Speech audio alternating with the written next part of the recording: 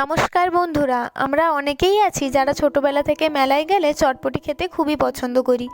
আমার বহুদিন হয়ে গেল মেলায় যাওয়া হয়নি আর চটপটিও খাওয়া হয়নি। আজ সন্ধেবেলা বাড়িতে ঘুগনি বানিয়েছিলাম, তাই ভাবলাম আজ একটু চটপটি বানিয়ে খাওয়া যাক।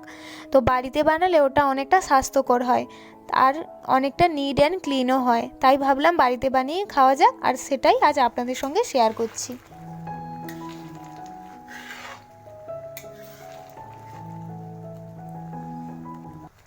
এইদিকে আমাদের ঘুগনি রেডি হয়ে গেছে।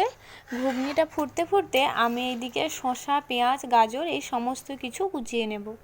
এই শসাটা দেখে কি আপনারা কিছু বুঝতে পারছেন? এই শসাটা সাধারণত আমাদের এখানে যে দেশি শসা পাওয়া যায় সেগুলো থেকে একটু আলাদা। এটা হলো নাগাল্যান্ডের শসা। এই শসার টেস্টটা বেশ সুন্দর। এটা সাধারণত দেশি শসার থেকে একটু মিষ্টি হয়।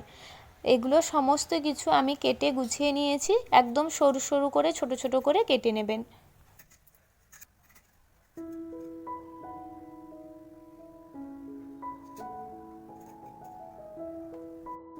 চটপটি বানানোর জন্য আমি সমস্ত উপকরণ এখানে রেডি করে নিয়েছি। এইদিকে রেখেছি পেঁয়াজের কুচি, এইদিকে একটুখানি গাজর কুচি করে নিয়েছি, আর এইদিকে রেখেছি অল্প একটু লঙ্কা কুচি, কারণ আমরা একটু কম ঝাল খাই সবাই বাড়ি, এই জন্য কম করে লঙ্কা কুচিয়ে নিয়েছি। আর এইখানে রয়েছে শসা কুচি, আর এইদিকে একটু ঝুরি ভাজা, আর এইদিকে একটু টক ঝোল বানিয়েছি। একদম মোটা করে বানাবেন, কিন্তু পাতলা করে দিলে হবে না। আর এইদিকে রয়েছে ঘুগনি, আর আর এইখানে রয়েছে একটা চাট মশলা। এটা আমি বাড়িতেই বানিয়েছি এই মশলাটা।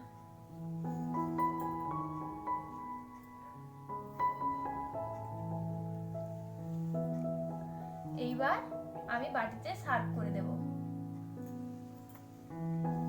প্রথমেই অল্প ঘুগনি দিয়ে দিচ্ছি।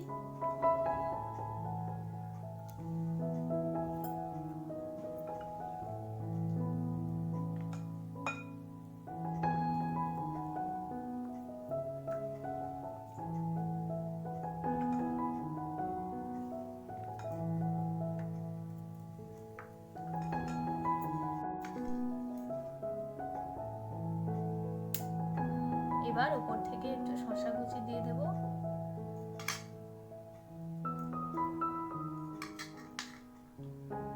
কুচনো গাজর,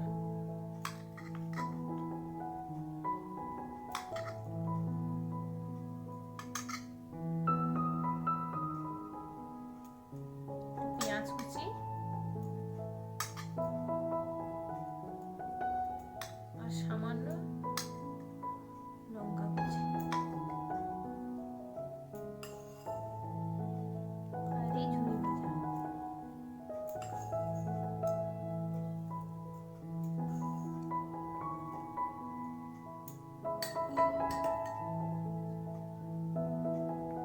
উপর থেকে এই টক জল, এই টক জলে যেন চটপটির স্বাদ দ্বিগুণ বানিয়ে দেয়।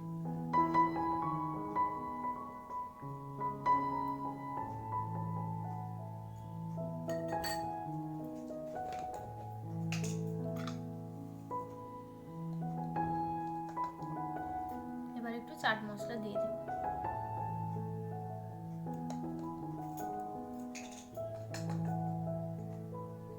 ব্যাস, রেডি হয়ে গেছে আমাদের প্রথম বাটির চটপটি। এবার এর পরেরটা এইভাবে আবার সাজিয়ে নেব। দেখুন বন্ধুরা, আমার চটপটি রেডি হয়ে গেছে। আমি এখন 2 প্লেট বানিয়েছি, পরে বাকিটা বানিয়ে নেব।